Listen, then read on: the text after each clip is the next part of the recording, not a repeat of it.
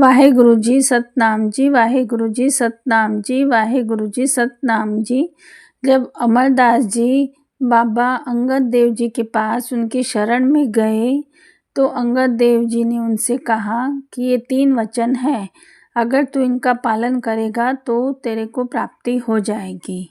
पहला वचन उन्होंने दिया था कि कहीं अकेले मत जाना, मतलब हर वेले सिमरन अपने साथ रखना तो तू कभी अकेला नहीं होगा। दूसरा, भूखे रहना। भूखे रहने का मतलब ये नहीं कि खाना नहीं खाना है, भूखे रहने का मतलब ये है कि कम, जितनी भूख है उससे कम खाना खाना है, जिससे कि सुस्ती नहीं आएगी और चुस्ती फुर्ती बनी रहेगी। तीसरा है बिस्तर झाड़ के मत सोना।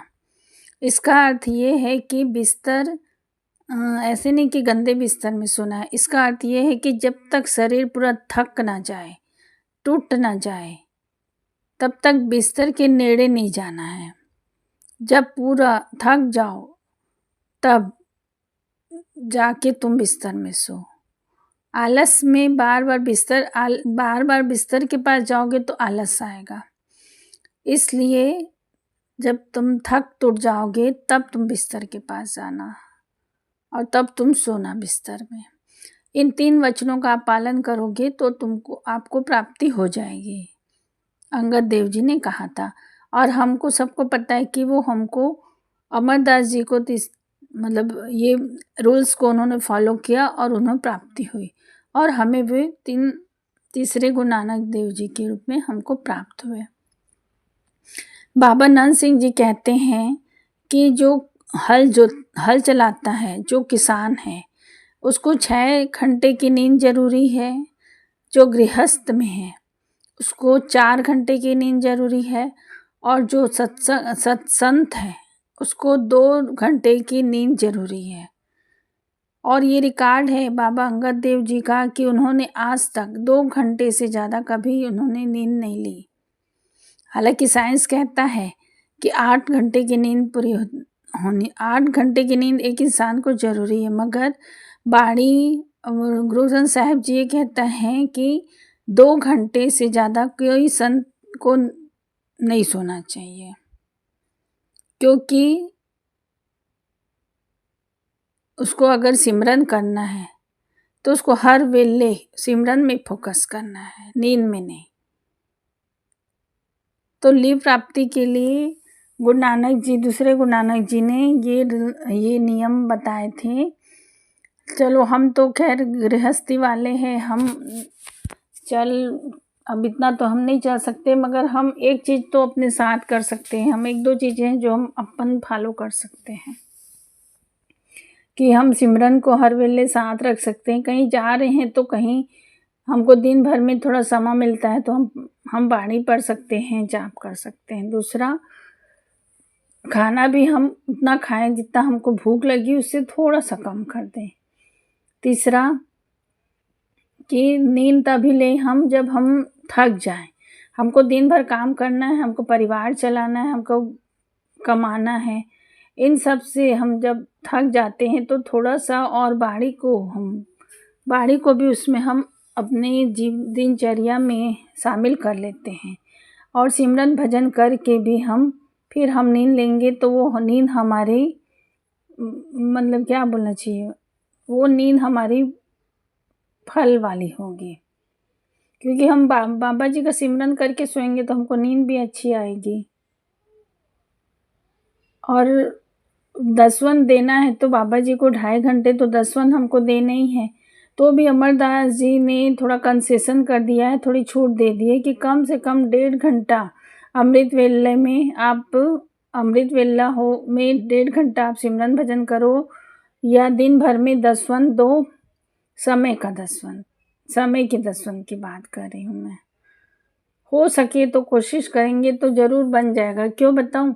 क्योंकि जब हम शुरुआत करते हैं तो बाबा जी जब देखते हैं ना कि ये कर रहे हैं, ये अगर हम कंटिन्यू कर रहे हैं, हमारे पास समय नहीं तो भी हम लड़ भिड़ के या अपने आप से लड़ भिड़ के हम समय निकाल रहे हैं, तो भी बाबा जी हमारे पर फिर मेहरबानी करते हैं। फिर ऐसा मतलब सिचुएशन बनाते जाते हैं वाहेगुरु कि आप खुद आराम से समय निकलता है। बाबा जी खुद हमारी इतनी मदद करते हैं कि ये बेटी, अगर ये बेटा मेरे को ध्यान कर रहा है मगर इसको पारिवारिक कामों से समय नहीं निकाल पा रहा है, मगर ये चाह रहा है कि इसको जाप करना है, बाबा जी से जुड़ना है या वाहेगुरु को दर्शन देने का ये सोच रहे हैं, तो चल मैं सिचुएशन ऐसे बना देते हैं वाहेगुरु कि आप आराम से धीरे धीरे जब कोशिश करोगे ना, अपने आप से लड़ोगे कि नहीं मेरे को बाणी करनी है, बाकी सब काम पीछे हटाऊं, तो वाहेगुरु जी आपका धीरे धीरे ऐसा समय मतलब फिक्स कर देंगे कि आप आसानी से कर सकते हो। उस समय आपके परिवार वाले भी आपको ऐसा कुछ हो जाएगा कि आपको उस काम नहीं बोलेंगे। ये वाहेगुरु की मेहर हो जाती है, ये सच बात है। ये बाबा जी की दया हो जाती है कि उस समय आपको कोई नहीं छेड़ेगा, चल ये वाणी कर रहा है, धीरे धीरे आपका समय बाबा जी खुद एकदम ईजिली निकाल देंगे। ये सच बात है। जब मैं बाणी शुरू की थी तो मेरे साथ बहुत होता था, ये करो, बैठती थी तो चलो ये 100 काम मेरे को बोलते थे। धीरे धीरे धीरे धीरे मैं कोशिश करी, नहीं मेरे को बाकी काम बाद में करना है। धीरे धीरे जुड़ते जुड़ते बाबा जी वाहेगुरु की इतनी मेहर हुई कि अब मेरा समय आराम से निकल जाता है। वाहेगुरु जी की मेहर है तो, वरना हमारी कोई औकात नहीं है। वो दया करता है तो हम जागते हैं, हम उनको याद करते हैं, वो भी उनकी दया मेहर है। वो हमको याद करते हैं तब हम उनको उस तरफ हमारा ध्यान जाता है। ये वाहेगुरु की मेहर है।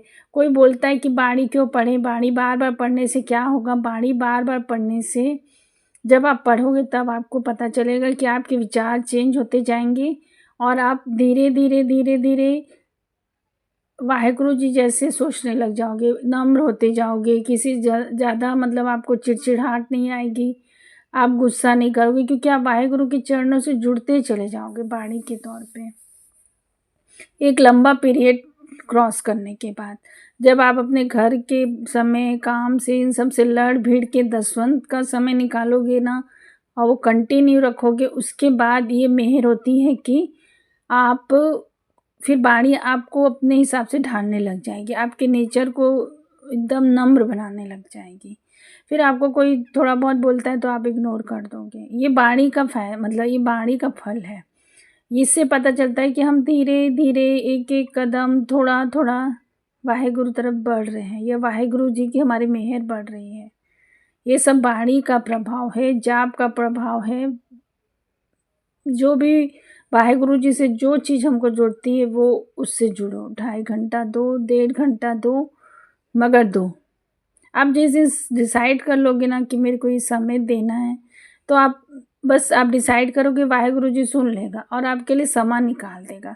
और कई बार ऐसे भी होता है कि पूरा घर का काम पड़ा रहता है तो भी हमको वो समय निकालना है।